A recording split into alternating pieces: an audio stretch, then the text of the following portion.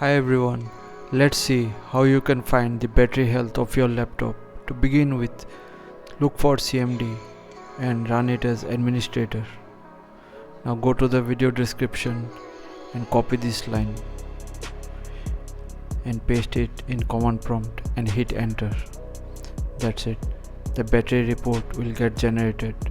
To view this report now, simply go to your C drive and open the battery report HTML file. To measure the actual capacity of your battery, simply follow this method and you will get to know about the percentage of the battery health. You will find more details in this page. You can simply go through them. So that's it for today. Thanks for watching. Please feel free to subscribe and support the channel. Thank you.